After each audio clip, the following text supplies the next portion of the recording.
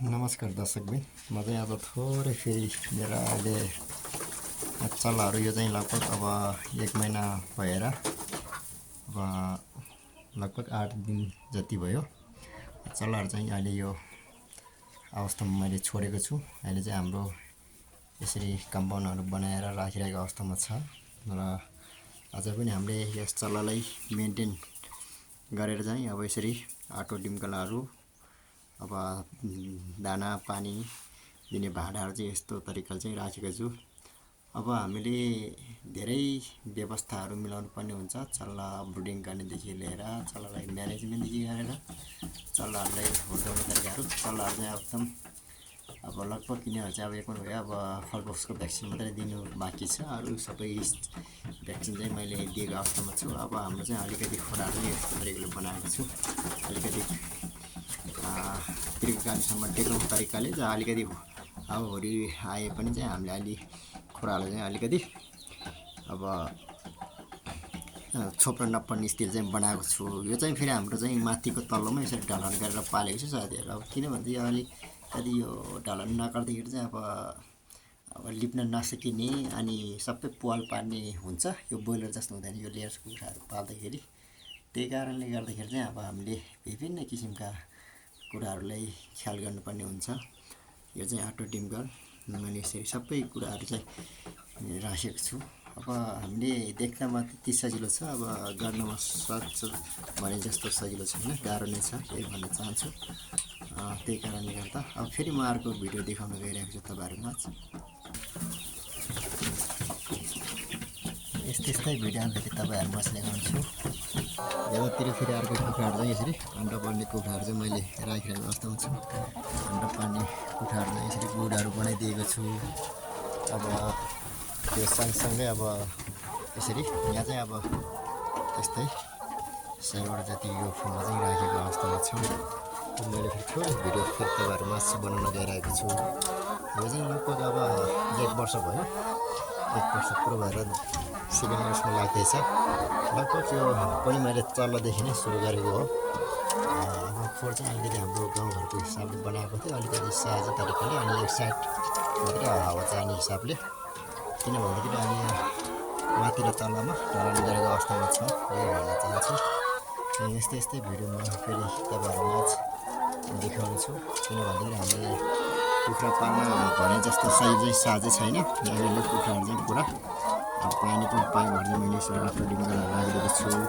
अब बत्ती चाहिँ लाइटहरू दिइरहेको अवस्थामा छौँ, यही भन्न चाहन्छु। त्यही कारणले गर्दाखेरि कुखुरा पाल्दाखेरि हामीले विभिन्न किसिमका व्यवस्थाहरूदेखि लिएर म्यानेजमेन्टहरू सबै कुराहरू ख्याल गर्नुपर्ने हुन्छ।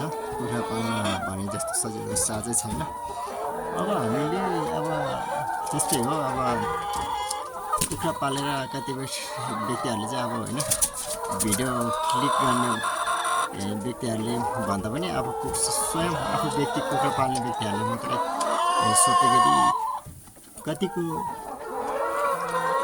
फाइदा छ कतिको बेफाइदा छ भन्ने कुराहरू सबै स्पष्ट तरिकाले बताउन सकिनुहुनेछ।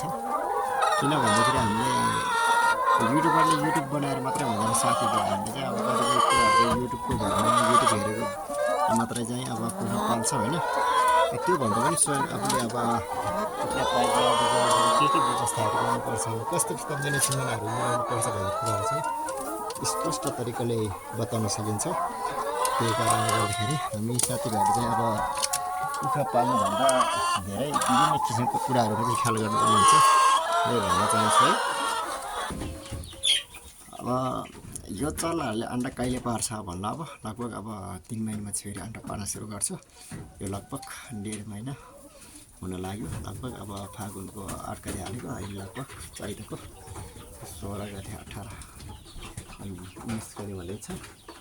त्यही कारणले गर्दाखेरि हामीले चल्लाहरू पाल्दाखेरि चाहिँ धेरै कुराहरूमा ख्याल गर्नुपर्ने हुन्छ। चल्लाहरू चाहिँ एकदम एक्टिभ पाराले यसरी खेलिरहेको अवस्थामा छ।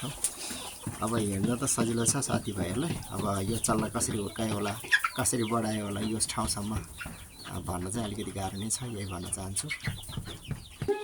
यो फेरि खोराहरू चाहिँ साथीभाइ हो, नयाँ हो। यो खोरा चाहिँ फेरि नयाँ चल्लाहरूलाई ब्रिडिङ गर्ने, सामानहरू राख्ने लाग्यो अनि फेरि यो कोठाहरू चाहिँ बनाइरहेको अवस्थामा छौँ।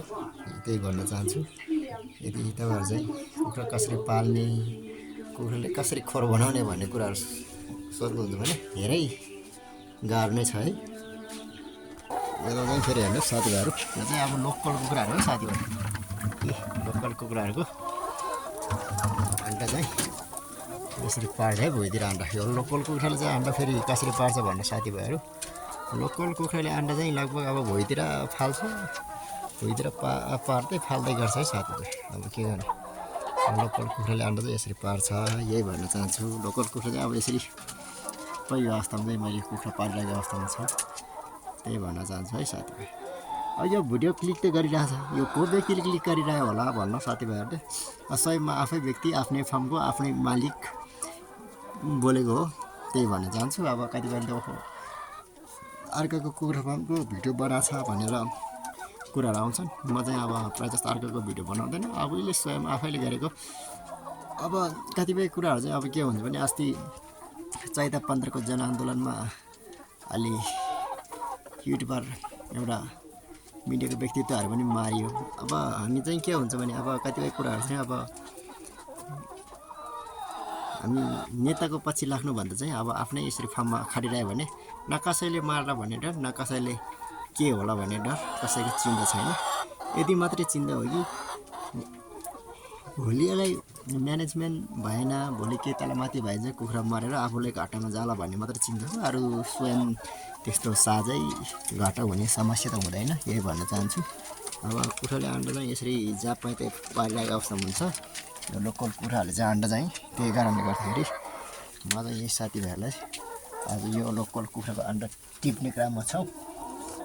अन्डा टिप्ने क्रम सँगसँगै म चाहिँ अब भिडियो पनि बनाइरहेको अवस्थामा छौँ, किनभने मलाई अलिकति भिडियो बनाउने साथ समय पनि नभइदिएको कारणले अलिकति गाह्रो भइरहेको अवस्थामा छ, यही भन्नुमा चाहिँ।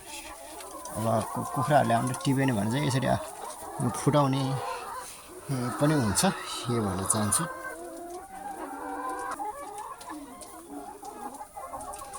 खोर चाहिँ मेरो फेरि एक साइड मात्रै यसरी राखेको अवस्थामा छु।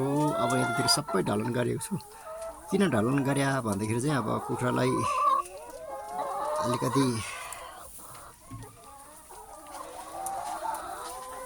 ढलन गरेन भने त अब कुखुराले पुरा कोतारेर